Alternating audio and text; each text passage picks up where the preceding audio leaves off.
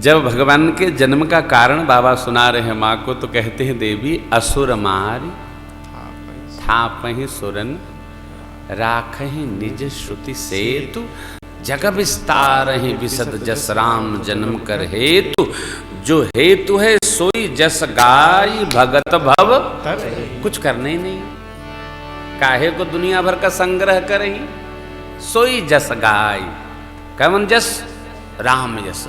जस तुम्हार मानस विमल हंस निजिया जासु मुक्ता हल गुण गण चुनई राम बसहु हिय। कुछ करने नहीं हो, हरन फिटकरी रंग चोखा। भगवान की कथा गाइए और भगवान की कथा सुनिए, पार हो गए भव से पार लेकर नाम तेरा। ये कथा अमृतमय कथा, अनमोल कथा, कोई मोल नहीं साहब। नाव पार करा दे, जहाज में आप चेन्नई में बैठिए, कोलकाता पहुंचिए, किराया 7,000 रुपया, उसका भी वसूल है। और भवसागर से पार कराने वाली यह राम जी की कथा, इसका कोई मसूल नहीं, चाहे जो सुन ले। ओ राम कथा गंगा भाई सुगम बही जाए, माँ कोई गाएंगे नहीं, आप हमसे ज्यादा जानते। कोई इस पर टिकिए आप, कोई नहा। देखिए, कोई वस्तु वह इसलिए महत्वपूर्ण नहीं है कि वह वस्तु है। कोई वस्तु उसकी महत्ता तब निश्चित होती है कि वह धारण कौन व्यक्ति किया था। जैसे इस माले की चर्चा की मैंने, लाला का माला है। लाला के माले का निवेदन सब नहीं करते, वो करते जो लाला के माला की महिमा जानते।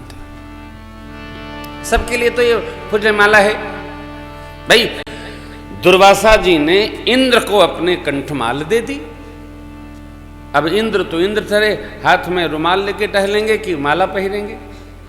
उन्होंने सोचा भाई चलो मेरे को मिला है तो मेरे से अधिक अनुरागिणी कौन है? तो मेरी पत्नी, तो सची मैया को दे दिया। सची मैया ने सोचा कि मैं कहाँ इसको लेकर के ठहरूंगी, उन्होंने हाथी को दे दिया। हाथी के गले में जगह नहीं होता है तो बेचारा कहाँ धारण करे, उसने पांव दबा दिया। दुर्वासा जी ने देखा तो शाप दे दिया, मेरे माल का अपमान किया, इंद्रासन से च्युत हो जाओ। ले काम बिगड़ गया। जब तक महिमा का बोध नहीं होगा, किसके कंठ की माला?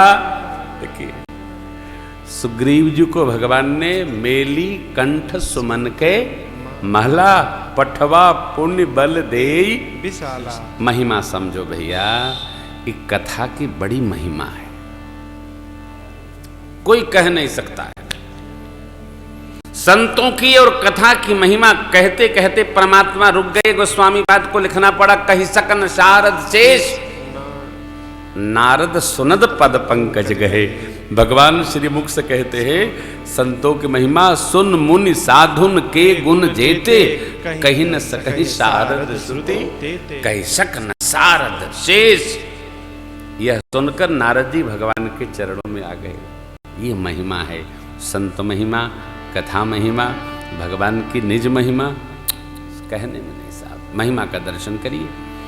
लक्ष्मण भैया कहते हैं, मेरी बात सुनकर मोह त्यागिए और श्री सीताराम जी के चरणों में मेरे जैसा अनुरागिए। ध्यान रखिए, हमारा अनुराग होगा तभी हम कहेंगे तो दूसरे का होगा। हम खुदे खोखा हैं, थोथा हैं, तो फिर दूसरे को भी नहीं होगा।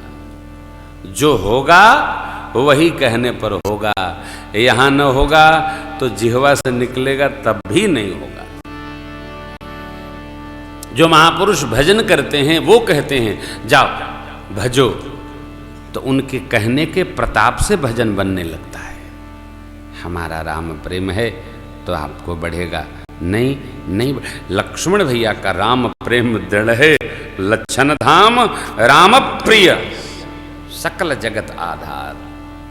लक्षण धाम ये राम प्रेमी है, जगत की किसी संबंध को नहीं मानते, नाते नहीं केवल राम से, कुछ जानते ही नहीं। मतलब आप बस मोरे सबई एक तुम स्वामी।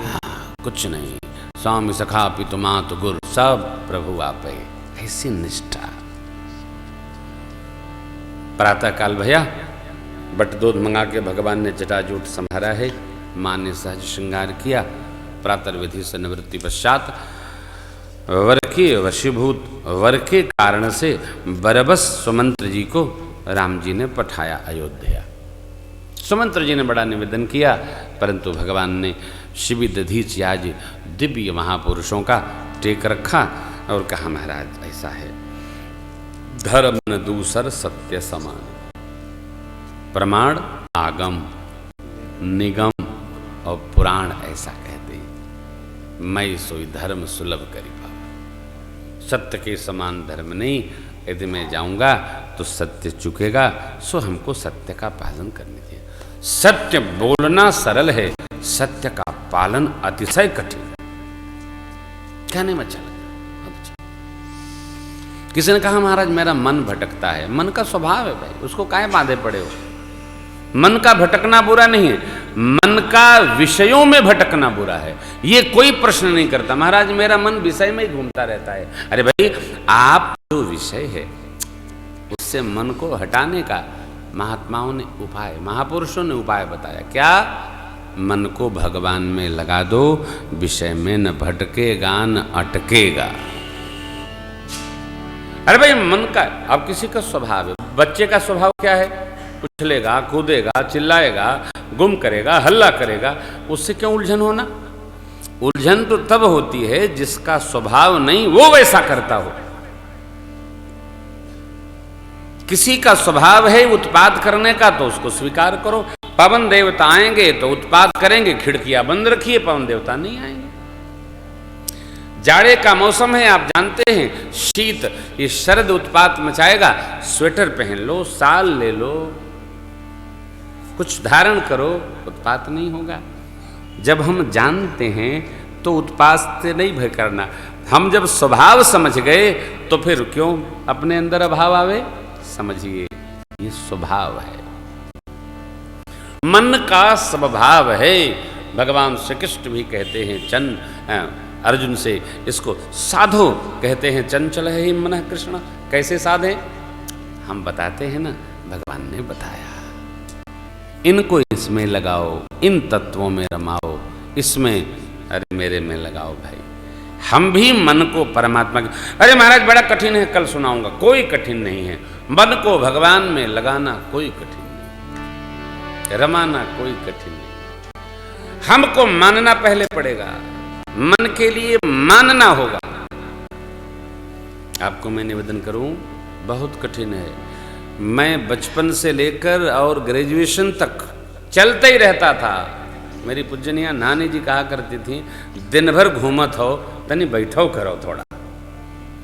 अब कथा में जाता हूँ, अपना कक्ष छोड़कर बाहर नहीं निकलता, जहाँ तक कहा जाता है वहीं तक रहता हूँ, निकलते नहीं। क्यों?